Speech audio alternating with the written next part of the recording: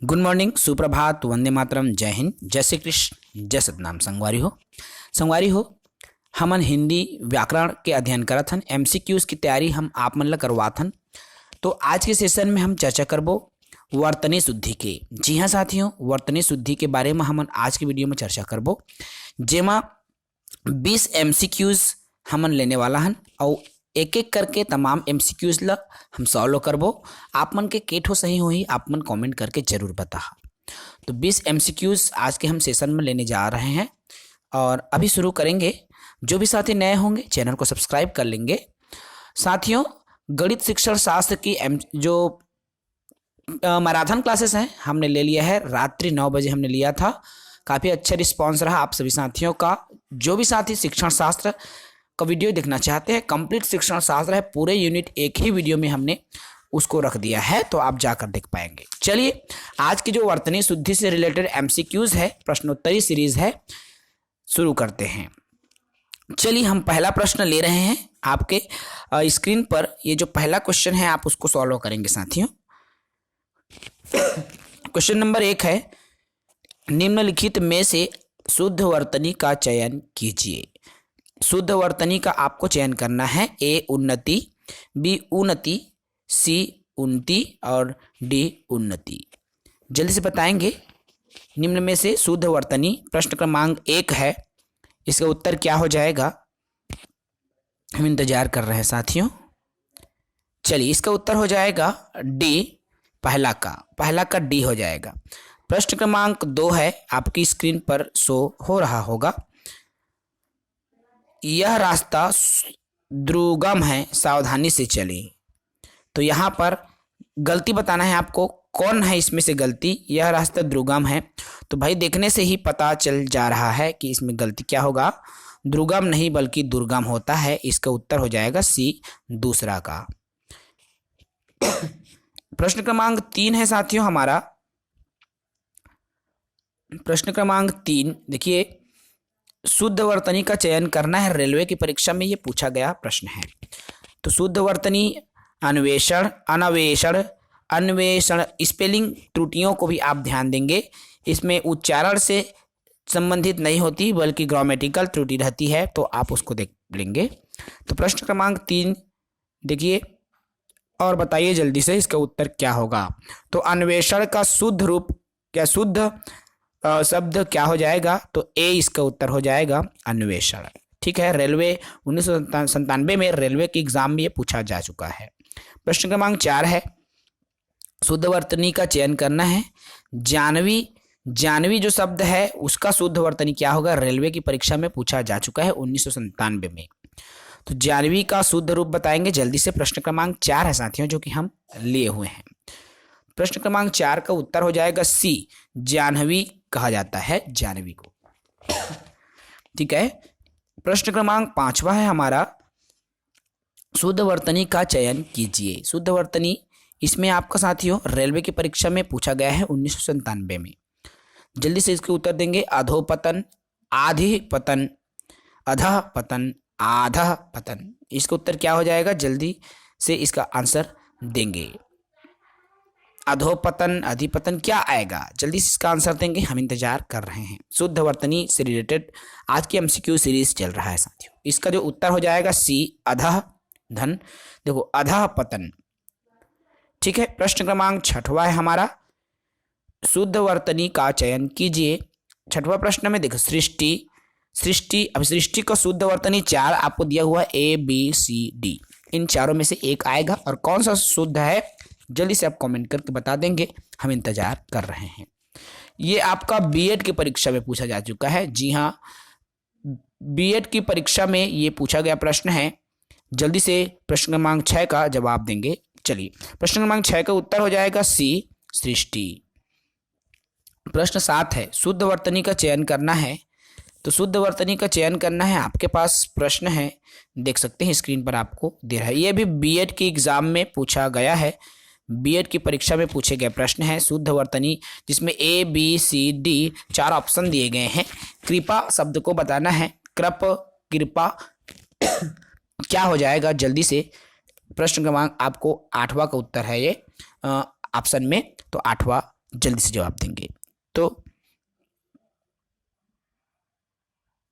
Sorry, ये 7वां है साथियों, ठीक है, 8वां तो नीचे दिया हुआ है। 7 प्रश्न है, प्रश्न क्रमांक 7 का उत्तर जल्दी से देंगे। चलिए हम बता देते हैं, इसका उत्तर हो जाएगा डी, कृपा। ठीक है, कृपा ऐसा आ जाएगा। ये बीएड की परीक्षा में आया हुआ है 1999 में। प्रश्न क्रमांक 8वां है, देखिए, शुद्ध वर्तनी का आपको चयन करना है। रेलवे की परीक्षा में ये पूछा जा चुका प्रश्न है। तो तहसीलदारी, तहसीलदारी स्पेलिंग को आपको बताना है। ये ग्रामेटिकल एरर है, व्याकरणिक त्रुटियां हैं, उसको आपको बताना है। प्रश्न क्रमांक 8 क्या हो जाएगा? चलो, इसका उत्तर हो जाएगा ए, तहसीलदारी। ठीक है, ए इसका उत्तर हो जाएगा।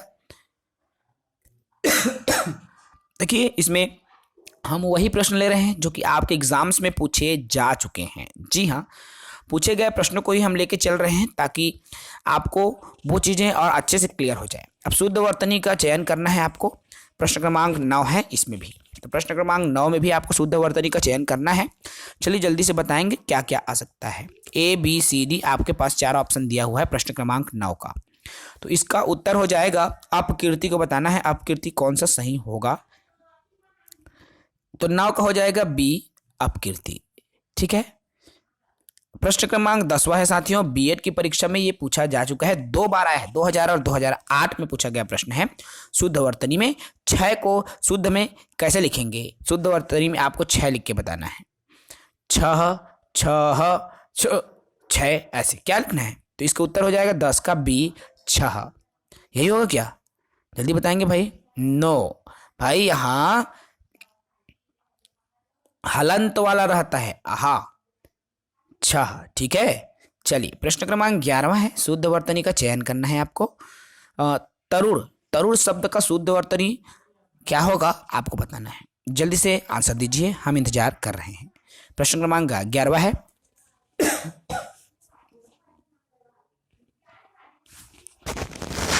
चलिए, प्रश्न क्रमांक 11वां का उत्तर हो जाएगा साथियों तरुण, ए इसका उत्तर हो जाएगा। ठीक है, ये रेलवे की परीक्षा में पूछा जा चुका है सन 2000 में। प्रश्न क्रमांक 12वां है, बीएड की परीक्षा में ये पुनः आया हुआ है। बीएड में फिर से ये पूछा गया, ऐसे ही प्रश्न पूछे जाते हैं। कुमुदनी कई बार पूछा जा चुका है, आप सभी साथी समझते हैं, जानते हैं। अब कुमुदनी का शुद्ध वर्तनी आपको बताना है। प्रश्न क्रमांक 12 है, बीएड की परीक्षा में पूछा जा चुका है। जल्दी से इसका आंसर दीजिए, देखिए और उत्तर दीजिए, देखिए और जवाब दीजिए। चलिए, इसका उत्तर हो जाएगा सी, कुमुदनी। कुमुदनी इसका सही आंसर हो जाएगा। प्रश्न क्रमांक 13 है साथियों, शुद्ध वर्तनी का आपको चयन करना है। इसमें ए बर्तन, बी बर्तन, सी बर्तन और डी बर्तन। देखिए, इसमें अलग अलग है, वर्तन बर्तन अलग अलग है। रेलवे की परीक्षा में ये 2000 में आया हुआ है। प्रश्न क्रमांक 13, जल्दी से उत्तर देंगे साथियों।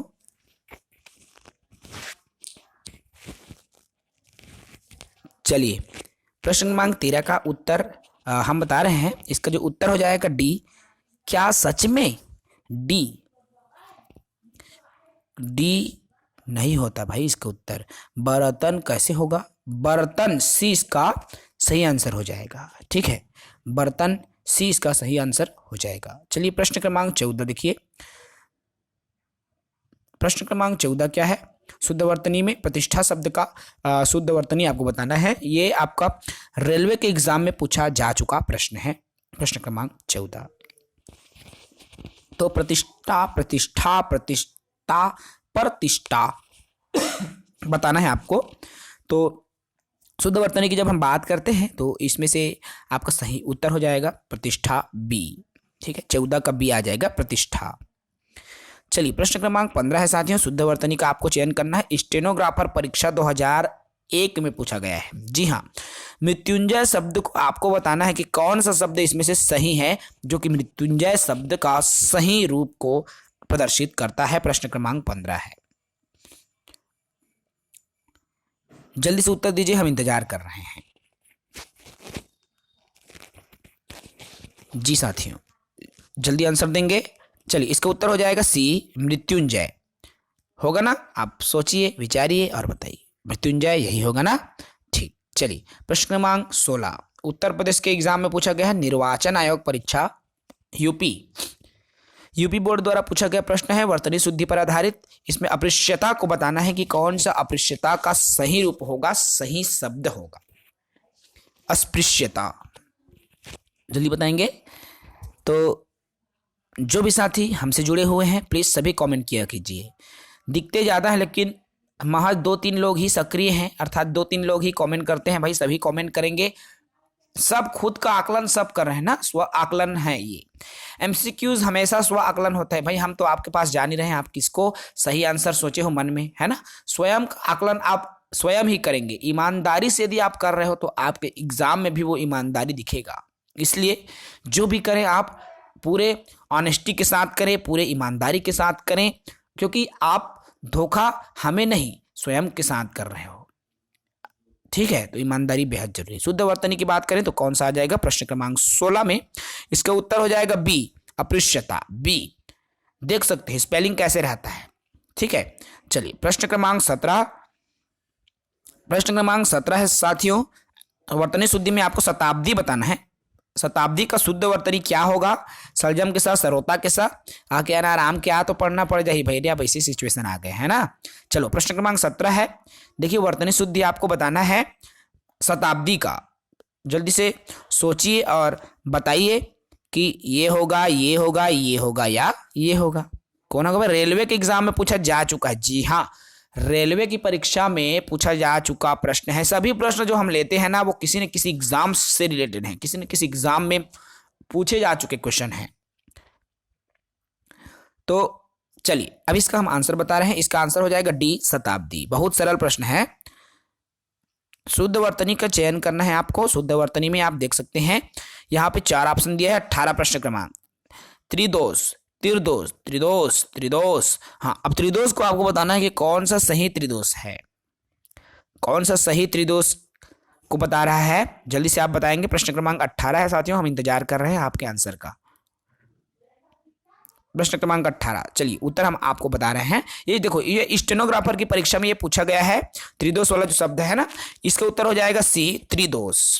षटकोण के साथ रहेगा भाई लास्ट में। ठीक है, चलिए प्रश्न क्रमांक 19। प्रश्न क्रमांक 19 भी आपका स्टेनोग्राफर की परीक्षा में पूछा जा चुका प्रश्न है। शुद्ध वर्तनी का आपको चयन करना है।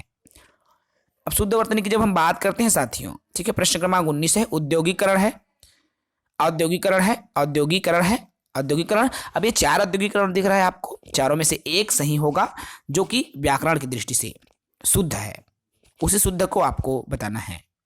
चलिए प्रश्न क्रमांक 19, जल्दी से आंसर दीजिए, हम इंतजार कर रहे हैं। यदि आपसे नहीं बन पाता है साथियों तो हम इसका आंसर तो देंगे ही, लेकिन हम कोशिश करते हैं कुछ देर के लिए, कुछ सेकंड्स के लिए, ताकि आप उनका राइट आंसर दे सको।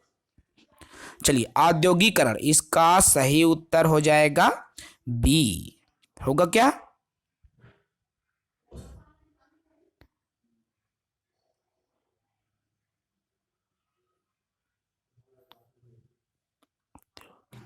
चलिए चलिए ठीक है।